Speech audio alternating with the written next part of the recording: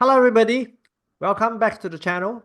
Most Singaporeans know about the monthly CPF Life payouts that start at 65. But what many don't realize is that you can actually make a lump sum withdrawal of 20% from your retirement account in cash. Yep, I didn't know that until some kind, well-informed viewers on this channel commented, "Hey, can withdraw 20% from your retirement account at 65 or go Google it." So I did just that, and voila, I found the page. But the story behind that withdrawal policy isn't quite as straightforward as it seems. In this video, I want to share my findings after clarifying with CPF board through their very useful WhatsApp service, asking all my uncle questions and getting the clarifications I need. I'll put a few screenshots of the key parts on the screen so that you can see exactly what they said. Hopefully, this helps all of you understand the policy a little better. And more importantly, I'll share an off-label use that I thought of, one that could potentially make this work like a 10-year endowment, capital guaranteed with a 4% return. So hear me out and let's unpack this step by step. When we turn 55, our CPF SA or special account closes, and CPF board will open a new CPF-RA account for all of us.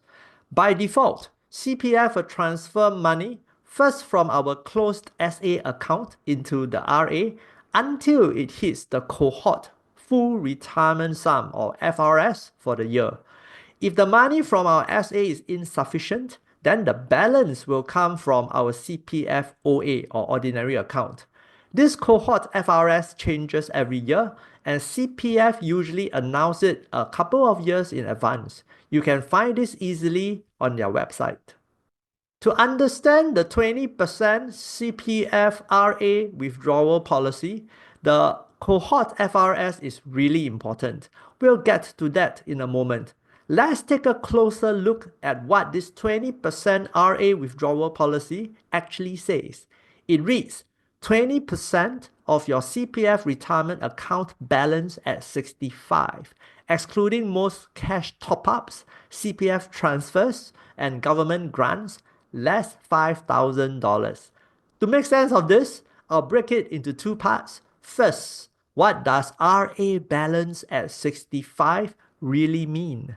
This is where the cohort FRS comes in. As explained, the cohort FRS is the default RA amount. So if you are 55 this year, the cohort FRS is 213,000. This amount compounds at 4% per annum for 10 years, giving us 315,000 in 2035. Now, this 315K is a projected number. CPF has it on their website somewhere, but did not explicitly link it to the 20% RA withdrawal policy. So, as shown in these screenshots, the CPF customer service executive confirmed that the 20% withdrawal will be based on this projected RA balance in 2035 minus $5,000. So the computation will be as follows. 20% of 315K, that will give us 63,000, and you minus 5,000. So the total amount that you can withdraw will be 58K. So for those who want to max out their RA to the new enhanced retirement sum or ERS of 426K, can you withdraw double the amount since it will have compounded to 630K in 2035? Not really. That's where the second part of the policy actually comes in. Anything above the cohort FRS is treated as a top-up.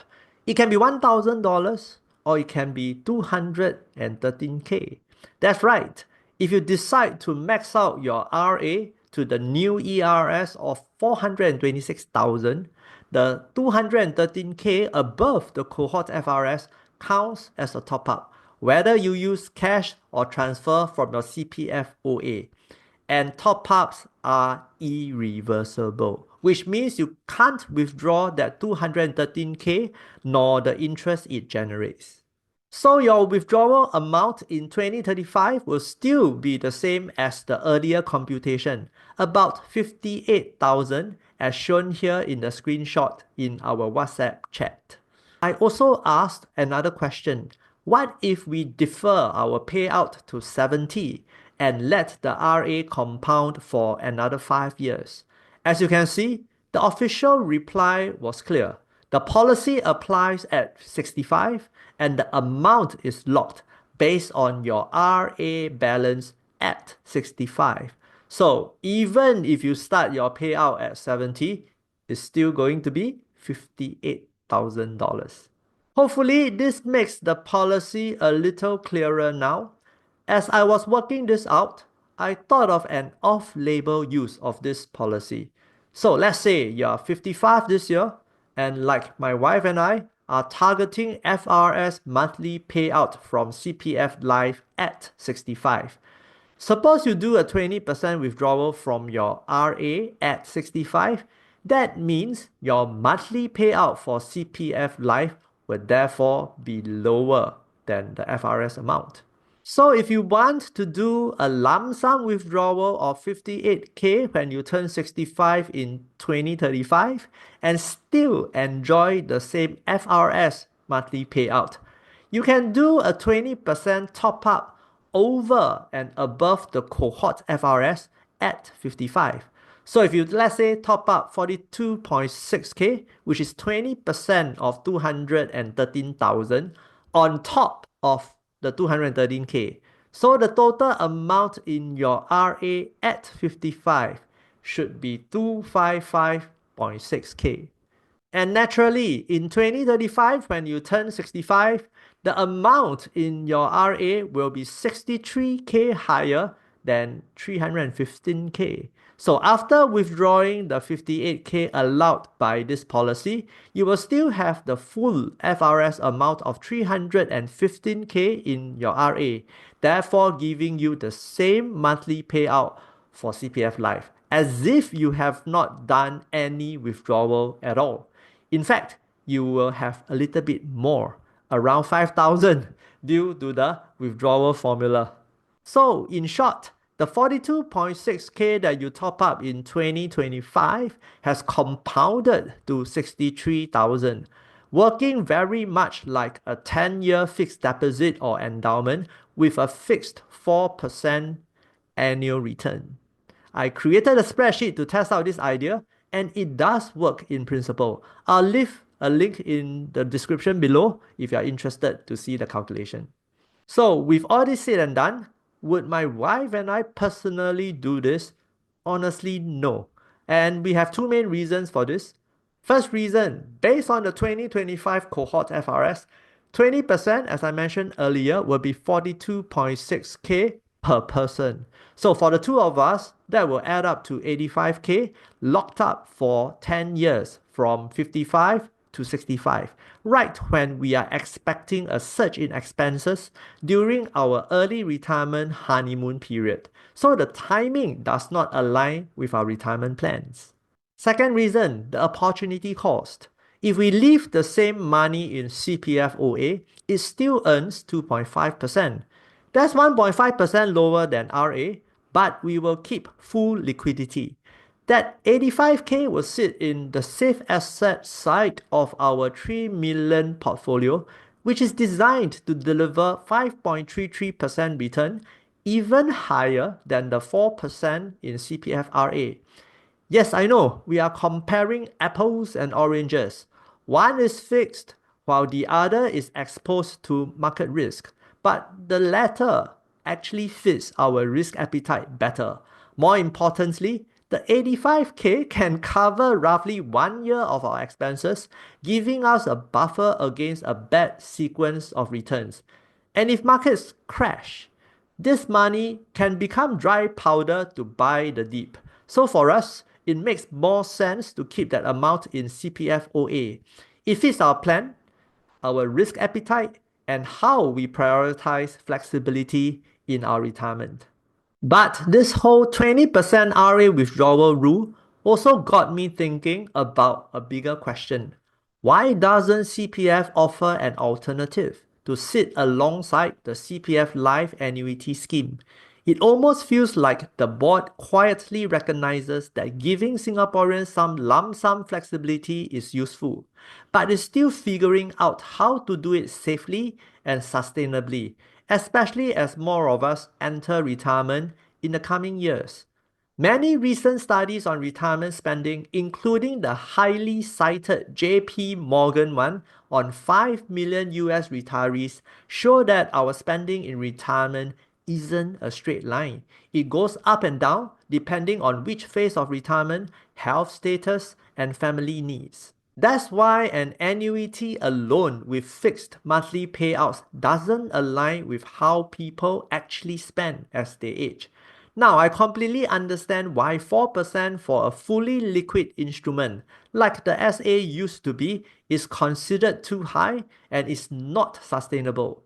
But between the 2.5% that we get in OA and the 4% in RA, there's a missing 1.5% in the middle.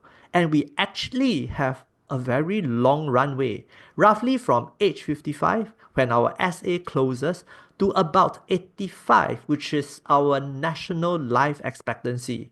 Within that window, it should be possible to design options that is going to lock money for different periods with returns that's somewhere between 2.5 and 4%. To me, that's a missed opportunity. And the group affected isn't the savvy investor type. Instead, it is the many older adults who prefer stability, who don't want to manage market swings, but still hope for something slightly better than 2.5%. Right now, they are the ones most underserved. I really hope something can fill this gap soon. In fact, I've planned a couple of upcoming videos to explore why a one-size-fits-all fixed payout model from annuities doesn't always reflect the realities of life for older adults. Also, retirement isn't all about travel, hobbies, fun and games. In some cases, misaligned financial planning can lead to financial strain in the later years. Through this channel, I hope to help fellow Singaporeans make sense of these issues together by sharing, learning, and exchanging ideas. That's it from me, and thank you for staying till the end. As usual, I'd love to hear from you. Would you consider using this 20% RA withdrawal as a mini endowment? Or do you, like me, prefer the liquidity and flexibility of the OA and settle for a lower return rather than lock it up in the RA? And lastly, what do you think will complement the CPF Life Annuity program in your own retirement situation? Drop your thoughts in the comments below. I always enjoy learning from your perspectives. If you found this helpful, give it a thumbs up, share, and subscribe. And till the next time, remember, sometimes the best form of aging is just aging normally. See you in the next one.